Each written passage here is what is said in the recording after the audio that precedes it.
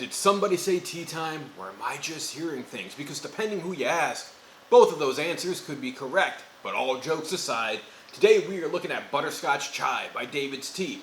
Now, as fall is approaching and as the weather is getting colder, there's nothing more that I enjoy than a nice chai tea on a cold, breezy, kind of freezing day, depending the weather.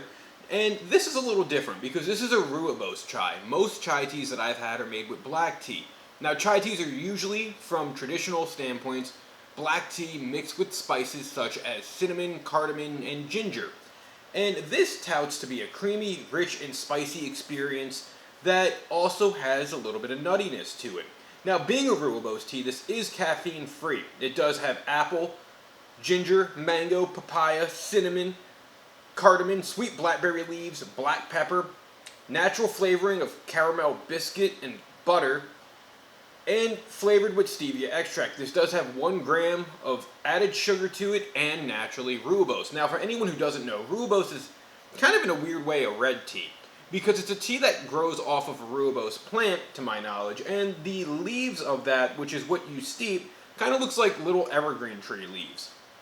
So without further ado, let's take a couple sips of this. Let's see what we got from Butterscotch Chai. I'm expecting something along the lines of a Werther's Original, if you've ever had those, for the butterscotch flavoring, but also a little bit of kick because of the chai-ness.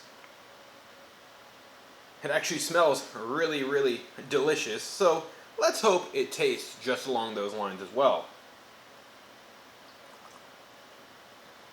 Ooh.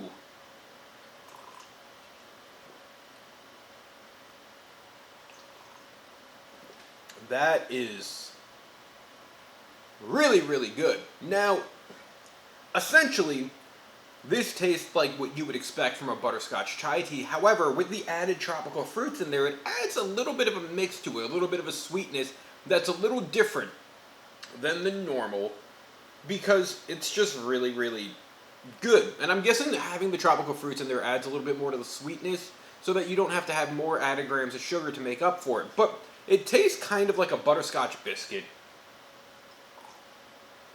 in terms of almost being like a shortbread cookie, I would think.